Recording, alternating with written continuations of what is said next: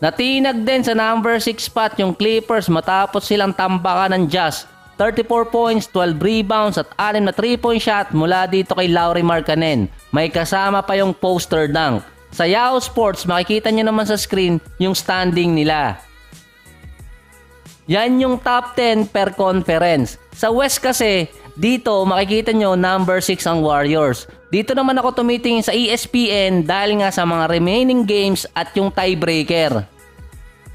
Ang Jazz number 6 na ngayon. Pangalawa, nakuha din ng Jazz ang tiebreaker versus Clippers dahil 3-1 na sila sa regular season series. Kapag nagtabla yung dalawang team, nasa Jazz yung advantage. Depende na lang kung 3-way tie ang mangyayari.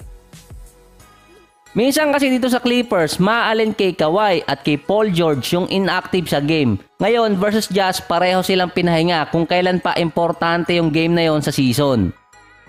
Pero naglaro naman si Kawhi at si Paul George versus Sixers kung saan nga natalo sila. Si Kawhi din nakapahinga dahil nga sa load management, ganun din itong si Paul George.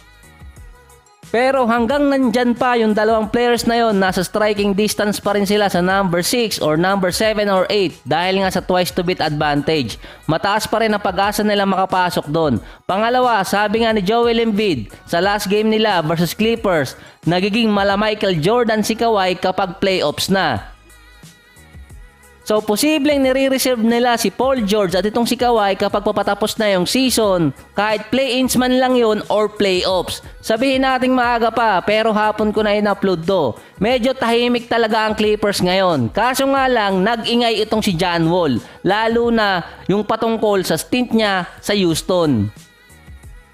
Kaya ayun, nasa trade rumors ngayon. Base kasi kay Shams Charania ay willing i-trade ng Clippers si John Wall para makakuha ng isang backup big man. Pangalawa, interesado din ng Clippers kay Mike Conley. Naghahanap ngayon ng Clippers kung sino ang pwedeng big man na makuha nila. Kasi meron na nga sila sa guards at sa forwards na nag-aagawan pa sa pwesto. Yun nga lang, si John Wall merong abdominal injury na mawawala ng 2 weeks kaya hindi ganun kaganda ang value niya ngayon kahit pa meron siyang 11 points, 2 rebounds at 5 assists per game in 22 minutes per game. Base din sa report, gustong makuha ng Clippers ay yung gaya nitong si Jacob Portel, John Collins or kahit Nerlens Noel. Yung isang game kanina, key games yun, Lakers versus Sacramento. Dahil division plus nakuha na ng Sacramento yung series, 3-1. Kaya nasa kanila yung tiebreaker kung sakali. Ito yung mga games na pinababayaan ng Lakers na matalo sila. Kumbaga, matalo ka na sa team sa East, wag lang sa West. Lalo na nga't dikit-dikit yung win-loss record nila dito. Wala pang Sabonis niyan sa Sacramento. Baka nasabon pa sila. Si De'Aaron Fox umiscore ng 31 points. Si LeBron meron 32 points, 8 rebounds at 9 assists. Meron din kasi siyang injury na pinipilit din maglaro. Ang Sacramento, puwera usog na lang. Baka makalusot na papuntang playoffs. Dati, sabi ko, 49 to 50 wins kasi ang kailangan. Yun ang average. Ngayon, iba na. Dahil ang lamang lang ng Kings, mula number 3 hanggang number 13 ay nasa 2 hanggang 6 na games. 4 na panalo lang or 4 na games lang yung lamang nila sa nakapwesto sa number 7. Kaya hindi pa rin sigurado yan kahit maka 50 o 49 wins sila. Ito naman yung mga hottest team ngayon. Sa East, Boston merong 7-game winning streak. Kakalabanin nila ang Golden State bukas, January 20. So may pasok ako nun. Comment nyo na lang kung sino mananalo. Pangalawa yung Atlanta na merong 4-game winning streak. Iba ang senaryo kasi sa East kumpara sa West. Dito kasi magkakaroon sila ng mahabang winning streak tapos magkakaroon din ng lose streak. Sa West naman, Denver Nuggets na meron silang 8 sunod na panalo. Minnesota ang nakatapat nila kanina na 1-1 ang regular season series nila. Kasama din dito ang Sacramento na merong 5. Yung Memphis merong 11 sunod na panalo.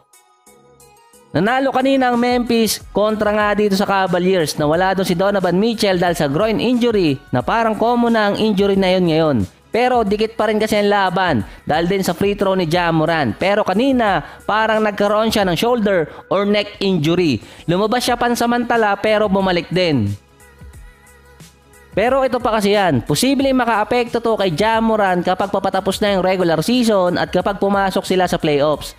Tingnan nyo na lang yung history ng injury nitong si Ja Morant mula early part ng December until ngayon January.